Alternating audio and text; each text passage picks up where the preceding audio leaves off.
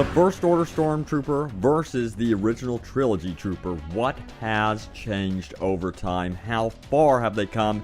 And how significant are the comparisons to the clone troopers of the Clone Wars era? Well, let's find out. Hello there, my fellow Star Wars fans. What's up? It's Robbie with Star Wars HQ, and let's do this. And remember, if you enjoyed this video, be sure to leave a like and subscribe if you are new to join our awesome Star Wars family. So let's start out with the weapon comparisons, and let's start out with the original Trilogy Stormtroopers. Now, the original Trilogy Stormtroopers were a gradual evolution of the Clone Trooper. After Sheev Palpatine exterminated the Jedi Order and Separatist Council, he transformed the Republic into the First Galactic Empire, and the Clone Trooper army was then quickly upgraded as a result. Now, Clone Troopers were known to use the DC-15A blaster rifle, which was considered not to be a truly dedicated repeating blaster rifle. The weapon carried a gas cartridge which contained 500 shots, but its inherent instability of plasma gas made it unstable and inaccurate to sustained fire. Clone Troopers also wielded the DC-15S blaster and had a shorter range with a shorter clip, but it was more powerful. During the Galactic Era and the rise of the Empire, they were later upgraded with the E11 blaster rifle and what we know as the pulse cannon or the DLT-20A laser rifle. These were just some of the primary weapons on offer, mind you. There were heavier options like the DLT-19, of course. We'll get into that a little bit later.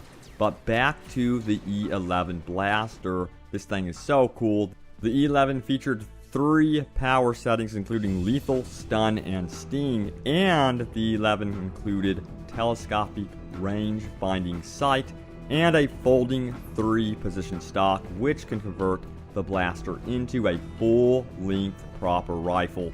Its standard issue power cells carried energy for 100 shots. However, the rifle could be loaded with plasma cartridges that could last for more than 500 shots. It also had a fully automatic firing setting too. Now on to the First Order. The First Order Stormtroopers look are designed from the appearance of the Fallen Empire and the Clone Troopers of the Old Republic. Their primary weapons included the F-11D blaster rifle and the SC-44C. The F-11D blaster is the successor to the older E-11 blaster rifle used by the Galactic Empire.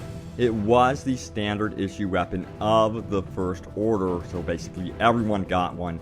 It featured some cool improvements too. The magnetomic adhesion grip helped it stay in Stormtrooper hands when facing off against all the elements and enemies. We imagine this would also improve their chances of fending off Jedi trickery like Force Pull, at least to a certain extent. To provide extra stability, the weapon offers an additional removable buttstock assembly and a foregrip. For those longer distances though, First Order Stormtroopers can use the J-19 electroscope, which can help them reach out and touch their enemy from a great distance. The energy cell used by far is the most stable of all of the previous weapons, and the First Order also uses the Sun Blast SC-44cc blaster pistol. It has a nifty feature in the grip which vibrates, warning of low ammo. Now remember the heavy units I mentioned previously? Well, we're going to dive into those a little bit here. While we know that the Clone Troopers and the Galactic Empire used jetpacks and jump packs, it is unknown so far if the Stormtroopers of the First Order did. I would imagine that this wouldn't have been phased out if it was in the previous 2 eras, so I think it probably is included there. Now, each era had specialized units. All eras shared heavy units who employed light machine gun type weapons to suppress the enemy, and these also saw incremental upgrades as time passed. However, the First Order saw a more diverse array of specialized units, including the Flame Trooper and the Riot Control Stormtrooper. Now, these are more prominent in the recent films like The Force Awakens. They did still date back to the Clone Wars era. There seems to be more emphasis on specializing the ranks in the First Order though. Let's just say the First Order has some different training techniques than our Clone Trooper and Stormtrooper buddies. How about that training, Robbie?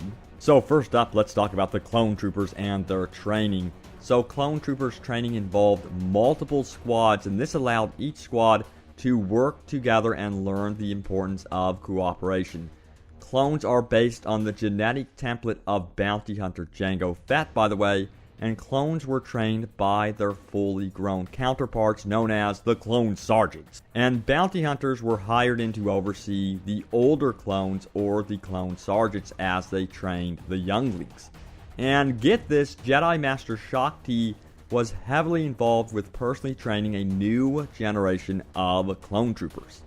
Now, as for stormtroopers, most of these soldiers were non-clone recruits. That is, they were regular civilians who were recruited into the army. Cadets trained at Imperial academies under a strict, rigorous training program. And guess what? Stormtroopers did not have regard for fallen comrades in the heat of battle and were told to push onward no matter what. That is actually pretty darn harsh. Now, training by the First Order was used not to produce the regular stormtroopers of the past, but instead super soldiers. These soldiers were trained from birth with a single purpose: absolute obedience to the First Order. Each individual trooper was not given a unique name, just an identification number. That's pretty harsh. However, you cannot suppress humanity. Troopers usually nicknamed one another, like the fact that F in 2003 was called Slips for his mishaps. And by the way, he did train alongside Finn. And unlike the stormtroopers of the Galactic Era, the First Order used training simulations, live fire exercises, and sparring practices. And they were trained to stick with their group and provide medical care when needed. While producing physically fit troops was really important, it was also necessary to make sure they were mentally ready. The First Order then used personality conditioning to keep them in check as they received Imperial propaganda. Now, Captain Phasma makes an appearance here because she was in charge of a lot of the conditioning during this training. Of course, nothing could convince FN 297, also known as Finn, that all was well with the First Order, so he of course resisted and managed to flee. So as you can see, the First Order is now in a unique position to take on the surviving Jedi and to regain a meaningful position for the dark side. With a group that has learned from the previous generations of troopers, they have molded their force into one that fights together in intense loyalty for the First Order. With more emphasis on hand-to-hand combat awareness, it might be that they are prepared to take on weak Padawans in training. So I hope you guys really enjoyed the video. If you did, hit that like button. And if you are new, welcome to Star Wars HQ and subscribe. We have a wonderful Star Wars family here. We cover all things Star Wars, including The Force Awakens Episode 8, Rogue One, Battlefront, and so much more Star Wars goodness. But stay tuned for more. Thanks guys for watching, and I will see you later. And may the Force be with you always.